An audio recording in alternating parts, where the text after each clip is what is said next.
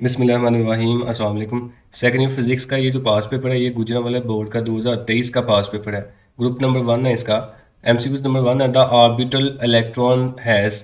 जो orbital electron है इनकी एनर्जी जो ना फिक्स होती है। एनर्जी वो तभी चेंज करते हैं जब वो अपना ऑर्बिटल चेंज करेंगे। तो ऑप्शन ए इसका करेक्ट ऑप्शन होगा। एमसीक्यूज नंबर 2 है the circuit use for something the pulsating voltage is called. तो ये वाला जो टॉपिक हमने पढ़ा ना रेक्टिफाई वाला, उसमें हमने पढ़ा था कि एसी करंट को हम डीसी में कन्वर्ट करते हैं। लेकिन जो एसी है वो प्योर डीसी में कन्वर्ट नहीं होती, उसमें ऐसे पल्सेस आती हैं। इन पल्सेस को ख़त्म करने के लिए हम फिल्टर या फिर पाई सर्किट का यूज़ करते हैं। तो इसमें ऑप्शन बी जो ना वो करेक्ट ऑप्शन होगा। एमसीक्यू नंबर 3 है इन रिएक्शन ड्यूट्रियम प्लस ट्रीटियम, आगे ये हीलियम बना रहा है, plus x plus 17.6 mega electron volt x will be. इसमें जो एक्स है ये क्या होगा? तो बेसिकली ये वाला ना फ्यूजन रिएक्शन है, दो लाइटर न्यूक्लियस मिलके एक हैवी न्यूक्लियस जो ना वो बना रहे हैं। तो इसमें जो ना ये न्यूट्रॉन अमिट होते हैं, एक्स जो ना न्यूट्रॉन को रिप्रेजेंट करेगा। तो ऑप्शन सी इसका करेक्ट ऑप्शन आएगा।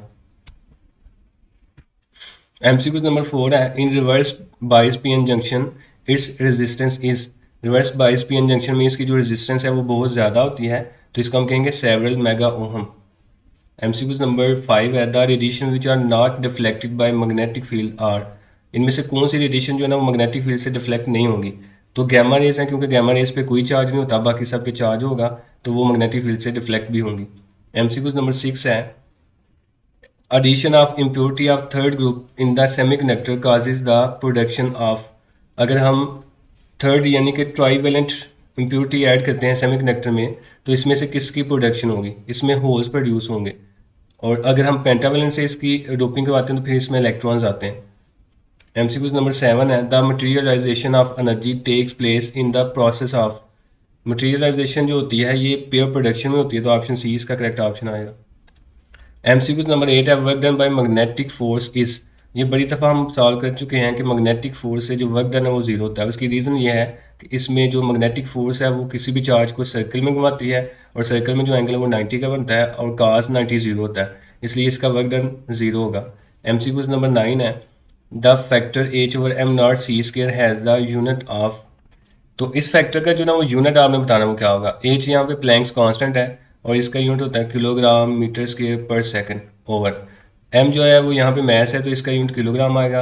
और सी जो ना ये स्पीड ऑफ लाइट है, स्पीड ऑफ लाइट का यूनिट होता है मीटर पर सेकंड, लेकिन इसके ऊपर स्केयर है, तो ये भी स्केयर बन गया और ये भी स्केयर बन गया। किलोग्राम किलोग्राम के साथ कैंसिल, मीटर स्केयर के साथ कैंसिल, और ये पर सेकंड स्केयर के साथ कैंसिल होकर नीचे एक सेकंड जो ना बच गया, पर सेकंड बच गया।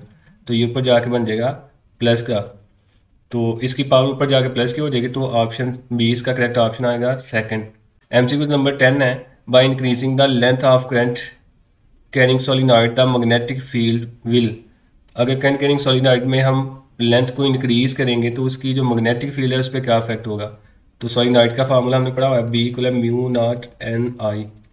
तो स्मॉल एन जो ना वो इक्वल होता है capital N number of turns over L यानी कि लेंथ। तो यहाँ पे मैग्नेटिक फील्ड और लेंथ का आपस में इन्वर्स रिलेशन है।